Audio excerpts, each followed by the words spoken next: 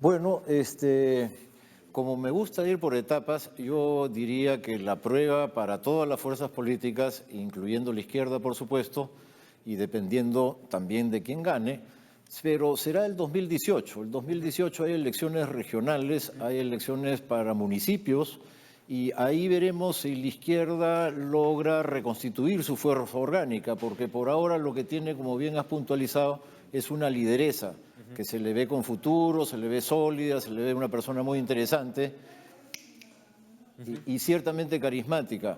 Pero otra cosa es tener una fuerza orgánica implantada a nivel nacional, porque ganar las elecciones del 21 no puede depender solamente de tener un buen rostro, un buen líder. Depende también de cuán articulada estén tus fuerzas. Piensa en Keiko, perdió la vez pasada y se dedicó 5 años a montar un partido. Entonces, si esa es la verdadera prueba, si logra el Frente Amplio, ya no Verónica Mendoza, expandirse a nivel nacional, plantarse a nivel nacional y entonces el 2018 ganar pues algunos gobiernos regionales, algunos municipios, tener una buena gestión y entonces el 21. Pero tienes un desafío doble, Tony, ahí, porque por un lado tienes un Gregorio Santos que ha salido con una votación relativamente interesante y que por supuesto de repente va a buscar, ¿no?, de alguna forma derechizar a Verónica si es que no asume una posición confrontacional ese sector. Y por otro lado, por supuesto, el desafío de Mendoza está en hablarle a un país que vaya más allá del típico electorado de izquierda. ¿Eso va a poder, crees, darse en estas circunstancias? O sea, dentro de la izquierda hay que entender también pues que hay como dos bloques, ¿no? Así como en la derecha también, un bloque más de izquierda radical y otro de izquierda democrática. Es el de izquierda democrática, el de Verónica, y es obvio que hay una competencia con la izquierda radical. Motivos para ser radical en el Perú abundan, entonces que hay una competencia entre dos orientaciones generales de la izquierda, dos tendencias generales en la izquierda, esa competencia está presente. Veremos, por ejemplo, pues, qué pasa el 18. Yo creo que las etapas son hacer una buena performance el 18, luego hacer alguna buena gestión y entonces tener opciones para el 21. ¿Qué nos dice la historia de las mayorías parlamentarias en el Perú? Uno piensa así a ojo de buen cubero, dices, claro, has tenido mayorías que de alguna manera han terminado precipitando también autoritarismos, ¿no? Y has tenido, digamos, la mayoría muchas veces no ha sido sinónimo de estabilidad. Uno incluso piensa en el segundo gobierno de Alberto Fujimori en el 95, que tuvieron no solamente mayoría en el Congreso Constituyente, sino en el propio ya gobierno. Y claro, también tuviste un desfile de ministros permanente y una cantidad de cambios, o sea, tampoco es que garantice una estabilidad. Y ahora, con toda esta izquierda por fuera, ¿no? Tampoco promete, digamos, tener todo muy en orden. ¿Estarías de acuerdo con esa perspectiva? Bueno, yo lo que veo es que la relación Congreso-Ejecutivo es una de las principales para la estabilidad del sistema político en su conjunto.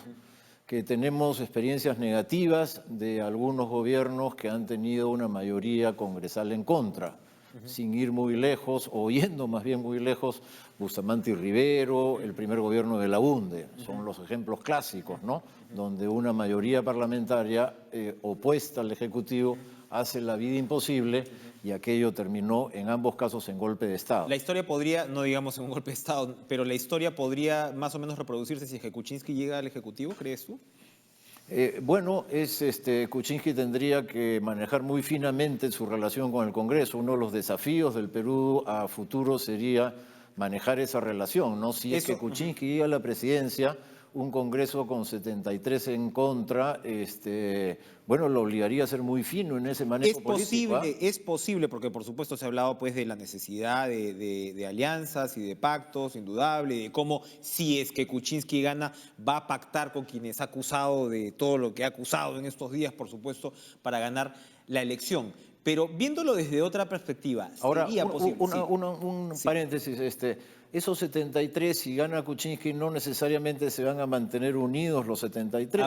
No lo des de antemano como seguro. Efectivamente, ¿no? Claro. Está la experiencia. Cómo va manejando el Ejecutivo a los congresistas. Está la experiencia del fujimorismo reciente, pero no habría que descartar, por supuesto, que en caso Keiko Fujimori pierda, también se abra una división familiar, político-familiar y sea más explícita dentro del fujimorismo. Y algunos se desgranen, porque el Ejecutivo tiene muchas vías para ofrecerle a un congresista alguna obra, alguna cosa presupuestal, ¿no?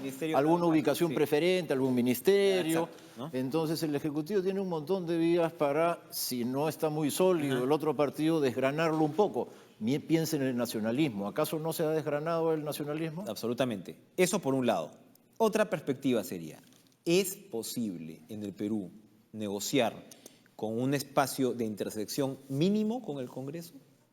Como mínimo. No sería, digamos, si es que el fujimorismo sí se mantiene unido. ¿Ya? Y asume pues una posición de oposición frontal. Estamos asumiendo que ganaría PPK. ¿No? Asumiendo en ese caso. Los espacios de un ejecutivo para no tener que confrontar permanentemente con el Congreso y al mismo tiempo poder gobernar, ¿existen?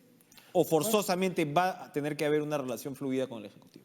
No, o sea, tienes que establecer algún mecanismo. Lo que me estás diciendo es si se pueden reducir al mínimo las relaciones entre ejecutivo y legislativo. Bueno, siempre se puede hacer pues un esfuerzo por congelar, pero yo antes que eso haría primero, ¿no? El esfuerzo por tratar de llevarme bien.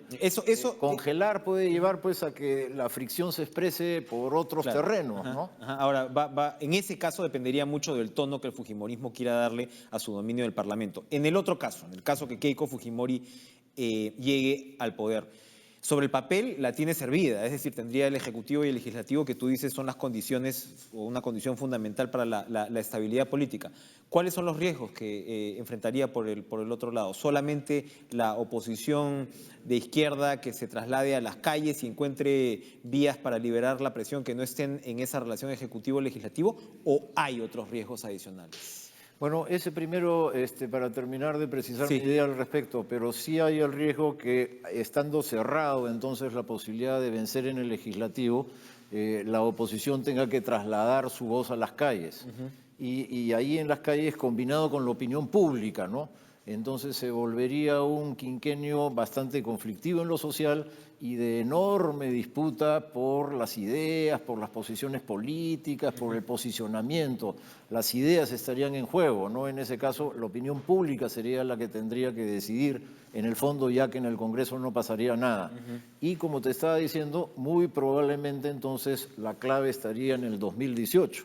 Si el fujimorismo en el poder, ejecutivo, legislativo, ganara gobiernos regionales, ganara un montón de municipios, entonces tiene para largo, pues el 21 es una estación, eso puede seguir. Pero tú, mientras que si el 18 perdiera, entonces sí se vería un horizonte más limitado para ese nuevo fujimorismo, ¿no? Esto nos lleva a un terreno bien importante, Tony, que es precisamente este poder regional y municipal. Sin embargo, lo que vimos en las últimas elecciones es cada vez más el empequeñecimiento de los partidos políticos y de las líneas políticas grandes en términos de este poder. ¿Tú sí crees entonces que los partidos, ya sean nacionales o ya sea fuerzas como la que representa Verónica Mendoza, pueda recuperar un terreno importante tanto en presidencias regionales como en alcaldías? Es decir, ¿podemos estar a puertas de una nueva reintegración entre la política regional municipal y la política nacional? O sea, yo lo desearía. Me parecería que sería muy sano para el sistema político peruano en general, porque la división actual, donde hay como dos canchas, ¿no? La cancha nacional, donde compiten ciertos partidos y que valen para ejecutivo y legislativo, y un segundo espacio donde otros grupos completamente diferentes, que no tienen conexiones, son los que vencen en los municipios y en los gobiernos regionales. Eso es muy pernicioso, lleva para mal y es un punto en contra de la democracia peruana. Si aquello se superara, sería muy bueno. Yo sí creo que puede haber una mayor integración en las elecciones del 18, pero si así no fuera, tú sabes que esos que ganan por listas regionales, en el fondo también tienen pues una orientación nacional, ¿no? Entonces, lo que pasa es que la ley electoral actual da muchos beneficios a los grupos locales en perjuicio En desmedro de los partidos nacionales. Así Exactamente, es. sí. Entonces, si tú estás, digamos, en Ayacucho y quieres ser candidato regional, más te vale tener un grupo propio que ser candidato de la APRA o de Acción Popular. Entonces, eso propende pues a que haya muchos grupos regionales, pero no te quita una cierta orientación. Entonces, bueno, el 2018 puede que no se produzca una gran reintegración del sistema peruano y que sean los partidos los que ganen nuevamente los gobiernos locales, pero sí podría ocurrir que gente allegada, ¿no? Y que prepare pues entonces las elecciones del 21. Motivos de sobra para volver entonces al tema de reformas electorales. Antonio Zapata, muchas gracias por estar con nosotros esta mañana en horas previas al resultado pues, de esta elección.